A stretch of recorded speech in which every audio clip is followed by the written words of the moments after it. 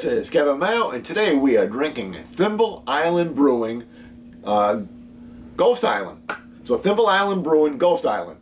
It is from Branford, Connecticut, which is pretty much the opposite end of Connecticut. I live right up against the Massachusetts border. Branford's down on the Long Island Sound, right next to New Haven. So it's pretty much due south of me.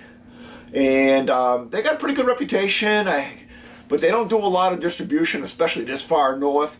But so I wanted to check them out. Went down there last night with my wife, had some good beer, brought the best of it home in my growler here. So we're going to give it a crack, give it a pour.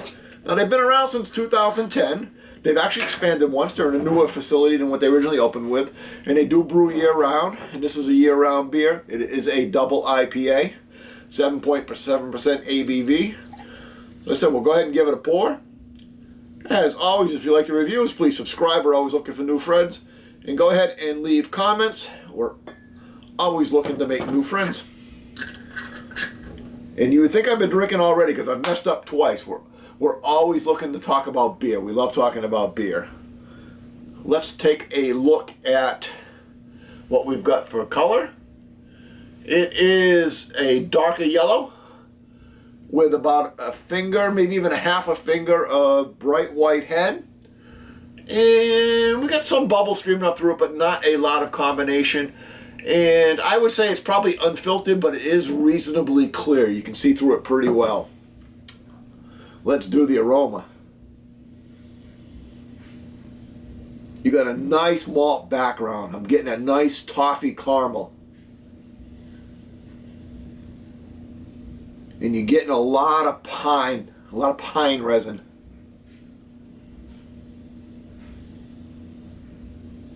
And a little grapefruit, or almost even grapefruit rind.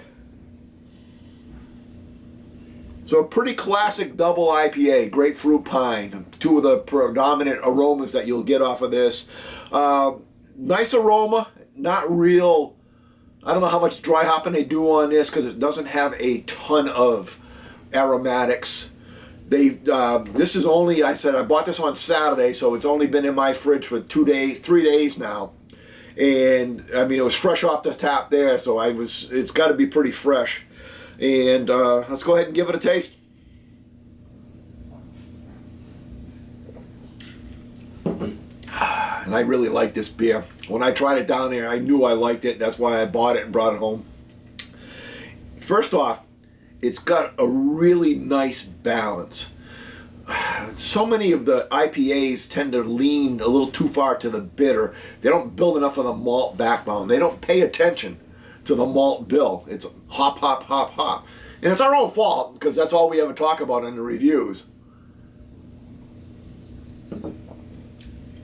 So you get a nice white bread malt up front. I mean, toast. Really nice.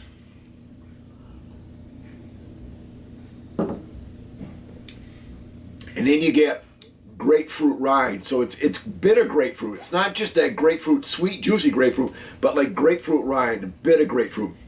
And it really accentuates that malt flavor. It goes malt. You don't want that to be too sweet. Bam, grapefruit. And then you get the pine in there. It finishes quite dry. A lot of that resin on the tongue really coats the old tongue.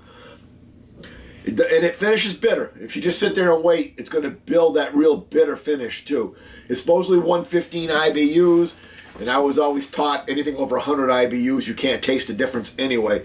So this is just up at the upper end of the bitter scale. I mean, I really like this beer. You know, I've hit 3 or 4 IPAs that I've really liked recently, and I've given them all A's, and I think this one's probably the best of them.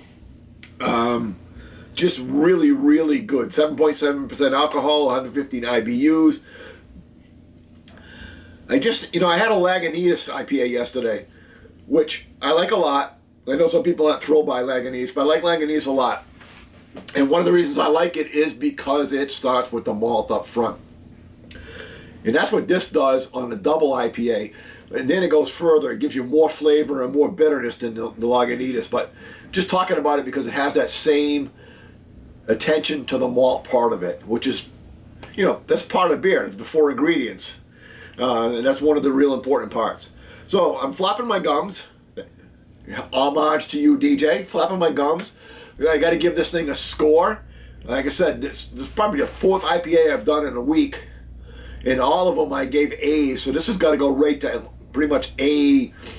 8. So let's have to give us a 95. So we're trending on the higher end of the A's.